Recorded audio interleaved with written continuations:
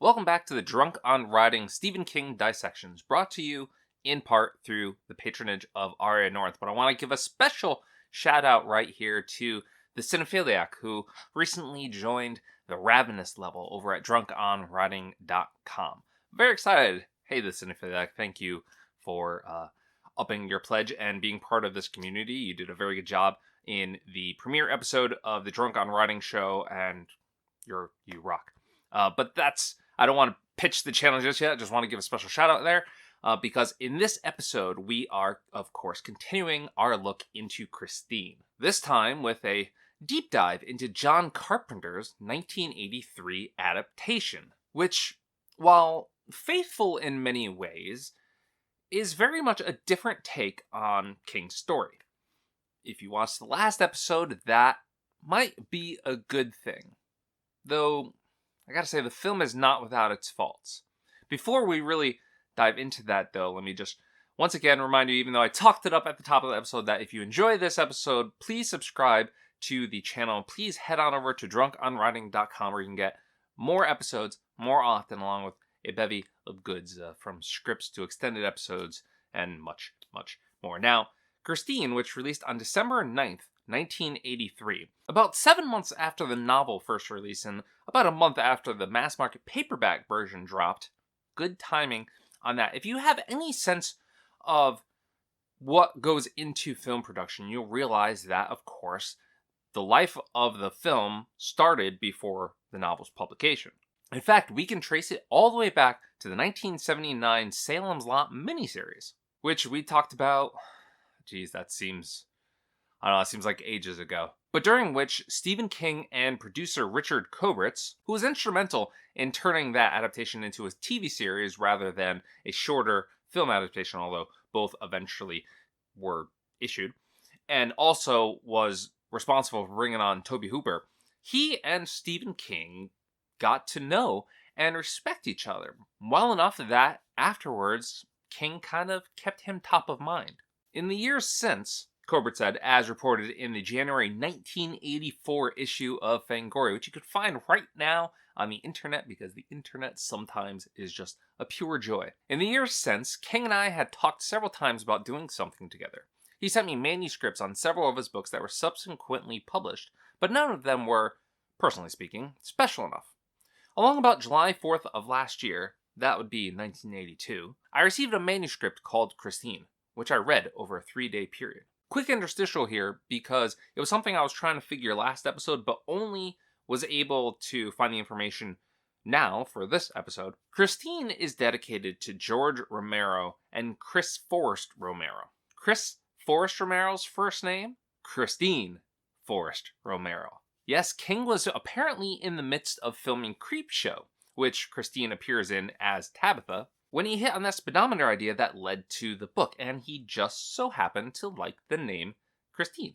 Pretty cool, right? So, anyway, Kobritz read Christine, and as he said, it was one of those books that you just know, regardless of who the author is, that it's going to be a bestseller, and that whether or not it's right for you, it will be made into a movie. This one just seemed very, very special to me. It was teenagers, it was rock and roll, it was taking America's love affair with the automobile and turning that into a horror story.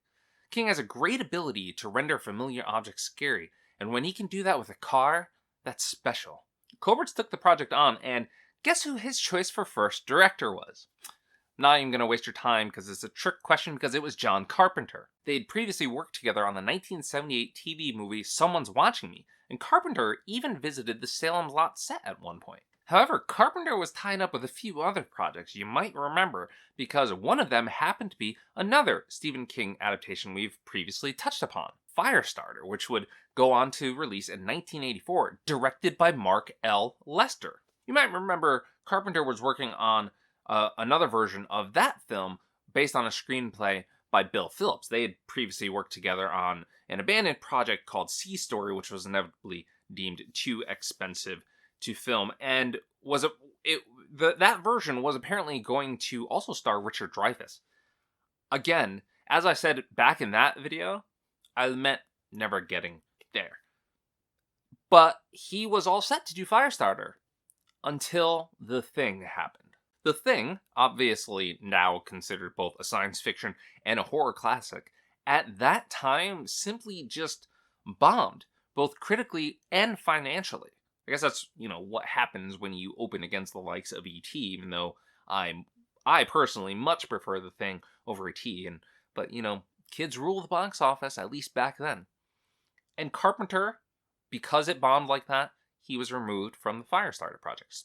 But it all worked out. I mean, John Carpenter still got paid for his work on Firestarter, and his schedule obviously opened up enough for him to not just direct Christine, but even record the film's appropriately ethereal score.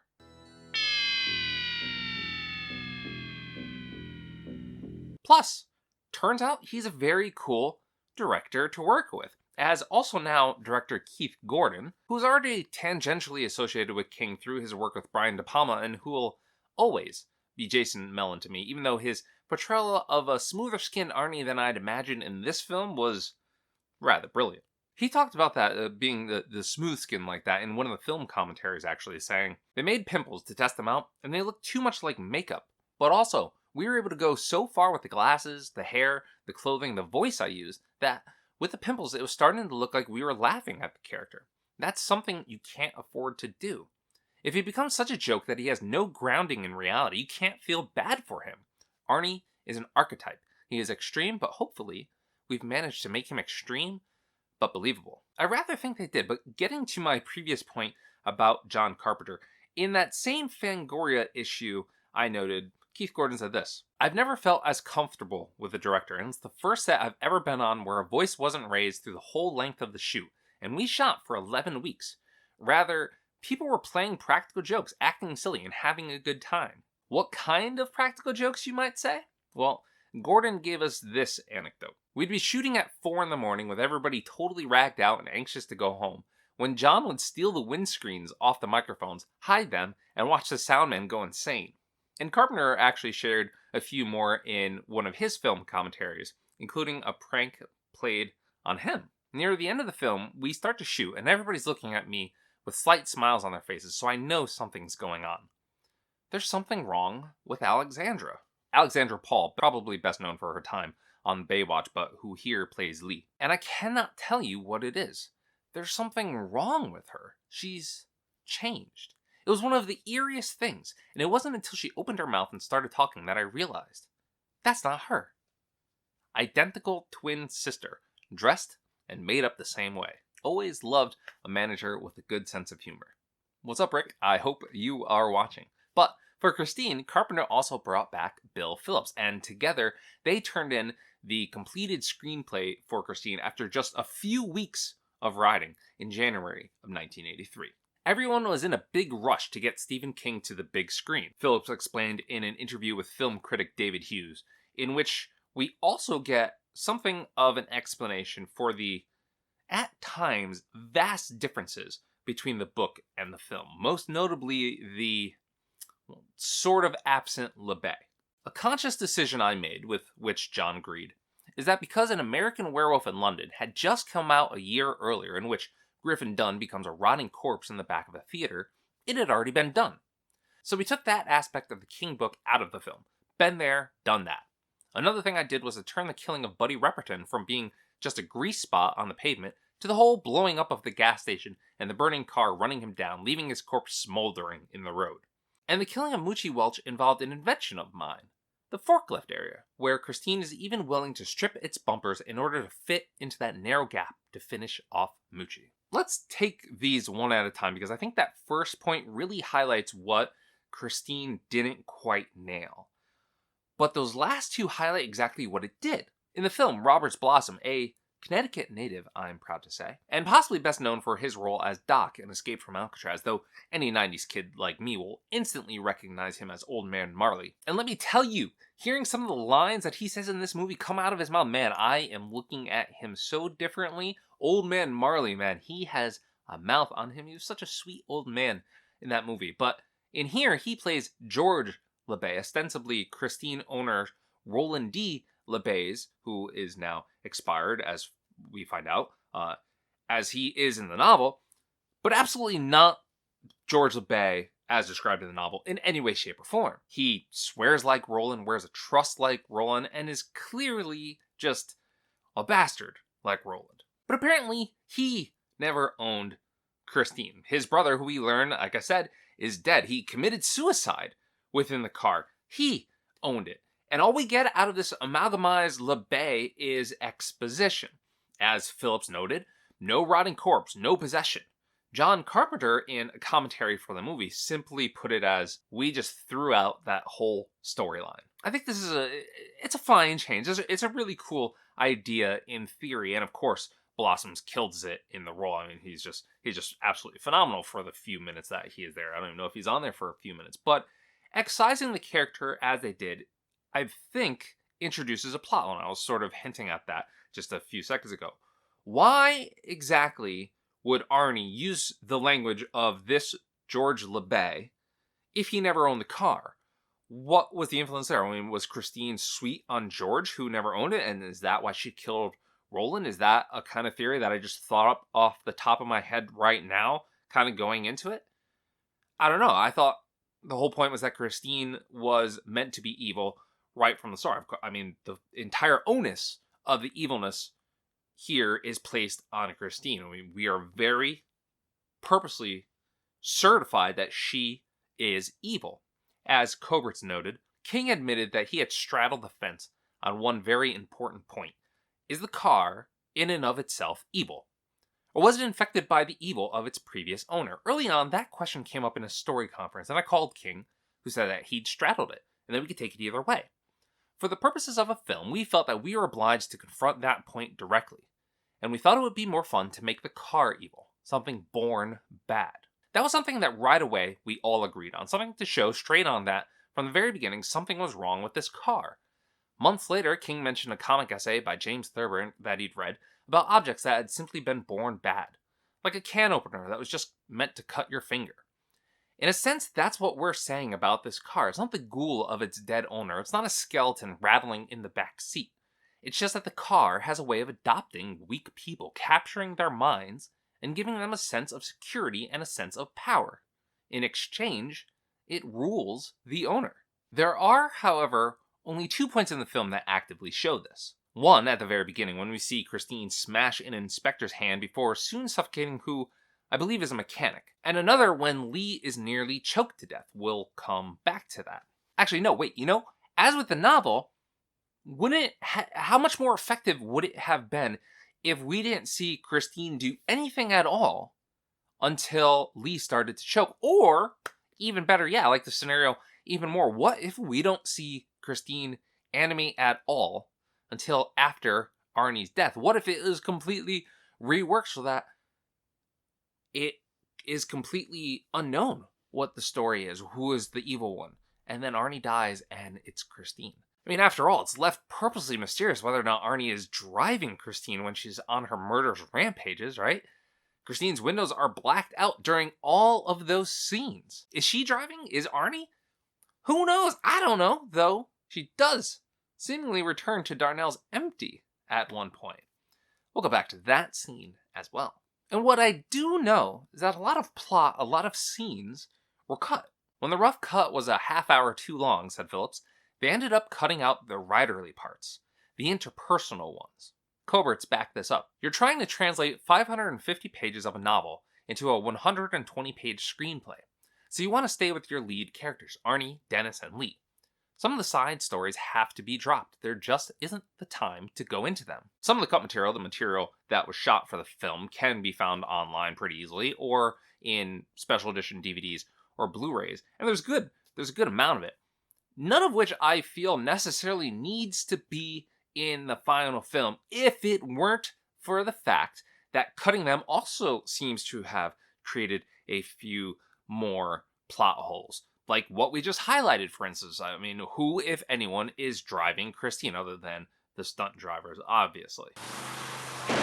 And how it seems there's an entire act missing from the final product. I mean, I watched this the first time, and just so you know my general process, I generally only watch these films once, maybe twice, if I really want to watch the commentary or get more out of it, or I perhaps missed something. And that's what happened here, where I went back and watched it the second time with commentary on to get a better understanding of what I seem to have missed. But no, I did not miss anything. In fact, I went back a third time and watched the portion of the film that I was thinking about again.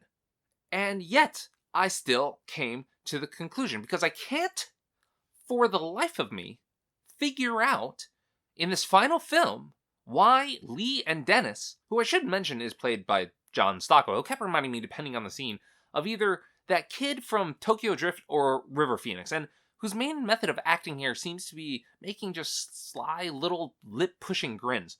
Why the two of them decide that they need to destroy Christine. Really, the only explanation that we get is given in the rather awkward couch scene that the two share toward the end. Lee claims Arnie isn't himself, that Christine won't let him talk about his issues, to which Dennis replies, "Then we destroy it." "Then we destroy it." It seems a bit of a logic leap. This is, of course, followed by the pivotal, and in many ways rather beautiful, yet still weird, scene between Dennis and Arnie, where Arnie delivers a fantastic monologue about love. The love he shares with Christine. And that's it. The next we see is Dennis carving a message into Christine's hood. That would piss me off. Of course I would go after this guy. You're carving a message into my hood? Are you serious? Is it that big of a deal that I drove a little fast last night? Come on, man.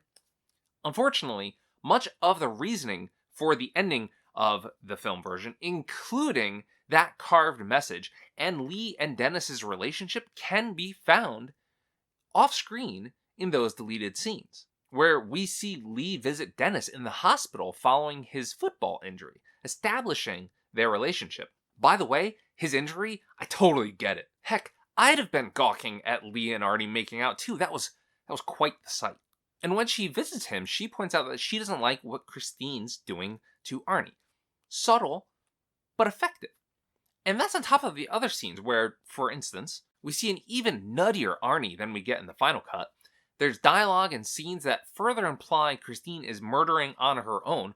We get the entire subplot about Arnie's signature changing, and unlike the book, they actually do look different. The signatures are different. They almost look like they're written by different people. Plus, Arnie says Christine's in control now. When he and Arnie are out on their drive, talks as if he's had the car for years. And then, just before that carving incident, we see Arnie nearly run Dennis down. Not very nice, considering they're supposed to be best friends. Rather unfortunate, I'd say, that all of that had to be cut, especially when you consider that the movie is kind of almost, I don't want to say filled, but has a lot of examples of, let's say, questionable acting, writing, and line delivery. Like these, for example. Come on, Arnie. I think maybe I'll just speed off. Is that Cunningham's car? Yep. I know where he keeps it. He's backing up too. As well as a few editing hiccups, like the clearly visible casters beneath the white car Christine destroys at the film's climax. But you know what? All that negativity that I just went through is completely outweighed by the things that I really like about this film. From the unique story touches, to the clever camera techniques, to the just incredible and practical special effects. What I loved most, though, is that we actually got to spend some time with pre-Christine Army. You might remember in the novel, we meet Christine on the very first page of the very first chapter. Here, they switched a couple events up, namely the slightly tweaked confrontation between Arnie and Buddy, played by a very Travolta-y William Ostrander. And between when we finally see Christine and Christine's opening scene, I mean, the car is nowhere to be seen. It gives us this chance to meet Arnie and get a better sense of the effect, the eventual effect, the inevitable effect that Christine has on him. Though that wasn't the only change made to the story.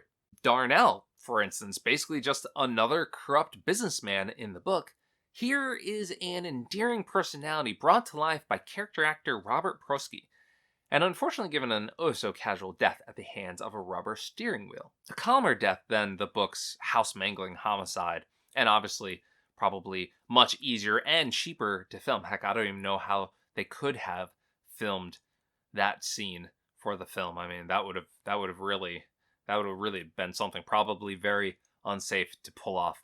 But I like what they did there. I like what they did with the character. I like what they did with the way he died. It was just almost like an afterthought. And I sort of thought the same about Moochie's death as well. The way Christine's anger and violence is so well conveyed by her chasing after him, giving us such a surreal sense of speed before she seemingly and painstakingly maims herself to get at him. Though, like, why not try to climb over her when she gets close? Why just stand there? You know, you thought he would have, like, scrambled up. But, you know, Buddy's death, too. Less detailed, for sure, but so much more cinematic. Just the way after the sheer excitement of the scuffle and the built-to-explode gas station, and seeing Christine engulfed in flames, the way we slowly pull up on him as he's running, then just leave him behind for someone else to shovel up. It's perfect. Lee's choking scene is near perfect as well, especially visually, as the quick cuts and extreme angles Carpenter and his team are able to pull off here thanks to a specially designed cutaway car, along with the overpowering heavenly light mixing with the sort of maximum overdrive-like green radiance of the radio. They distract just enough from Alexandra Paul's slight overacting to really drive the scene home. Plus, we get a bunch of other tiny little touches throughout the film, things that you might not have even picked up on. Like LeBay putting a blazer over his truss as he looks to sell the house, or the slow shift in Arnie's body language and clothing, the latter chosen specifically to reflect the era of Christine's make. Christine's jagged teeth as she readies for the final kill, the way Arnie caresses the car, especially that slow final vaginal stroke, as Keith Gordon calls it. And of course, the steady shot of the guys just absolutely obliterating Christine, a scene cut down pretty considerably from the first cut, and from which not a one of the actors walked away unscathed. Even that psychic kid from Ghostbusters. There's a couple of wavy lines. Sorry, this isn't your lucky day. I also want to give a shout out to the late Harry Dean Stanton, who plays Junkins, though most of his most pivotal lines were cut. And did you catch that he happens to also be driving a Plymouth Fury, although possibly a 77 or 78? And the late Kelly Preston, who has only a handful of lines in the film, but still manages to capture hearts and minds so easily. Rest in peace, the both of you. Of course, it was never the story or the actors that really kept Christine in the cultural lexicon for the last 37 years. It, I think, and you can tell me if I'm wrong here, is the regeneration effect. A really cool regeneration effect. Pulled off 100% practically, in which completely blows away any other film I've seen that has attempted this, including some rather newer films. Yes, I am looking at you, Transformers franchise, because you do not do it as well as Christine did it back in 1983. And yes, I'm also looking at you because you completely riffed off Christine's one sort of trait that we also get here, her ability to talk through the radio. This special effect, though, was created by reversing footage of hydraulic clamps and pull wires pulling in the car. An idea devised by Roy Arbogast, special effects supervisor, who has a delicious resume, by the way, from Jaws to Carpenter's The Thing. But to pull this off, the team worked with car clubs and DMVs across the country to find Plymouths that they could salvage and destroy, in the end managing to purchase 17 full cars and a couple others just for a few extra pieces, including some Plymouth Belvederes and Savoys, which generally looked close enough to kind of pull off for the film. Note, when shooting was complete, though, only 2 cars managed to survive, to be used for publicity purposes. Pretty useful, actually, given the production and King's book, which are probably some of the best known King properties, I think. I think if you say the word Christine, there's just a mental image of a red car somewhere going up there, or maybe that's just me. But what they did for this car was give it what it never had before. A legend, right? And since then, you could have spotted Christine, or what seems to be Christine, in several other Stephen King properties, notably Cat's Eye, which we've covered before and which we'll be covering again in the oh-so-not-distant future, in the complete and uncut version of The Stand, toward the end of It, the book, not the film, and even in something more recent like 11/22/63. She's also had cameos in Ready Player One, Sharknado 4, and, shocking no one, the King-inspired Castle Rock. And I have the strangest feeling, based on everything I just said and the fact that just people really love Christine still. People have asked me when I was going to get to this. The strangest feeling that this is not the last we've seen of Christine. Christine, I'm certain, will appear again. And when it does, when she does, I'll make a video about it. This has been the drunk unwriting dissection of John Carpenter's Christine, based on the novel, of course, by Stephen King, as this is the Stephen King dissection series, brought to you in part through the patronage of Ariya Norinth. Ah, I see, it throws me off that it's at the end of the video, but I'm going to say it anyways because he rocks, as again, so does the Cinephiliac. But if you enjoyed this episode, please be sure to give it a thumbs up, please leave a comment below, please share it with your friends, please subscribe to the channel, and please head on over to drunkonwriting.com to get more episodes more often, and to see episodes like this one far in advance of everyone else. I believe patrons probably saw this months ago. So, yay, huzzah for them. They rock. Until next time, when we are talking another 1983 Stephen King novel, though this one not so much about cars, more about pets. Yeah, I think that's about right. Until next time, until then, cheers. Keep on writing.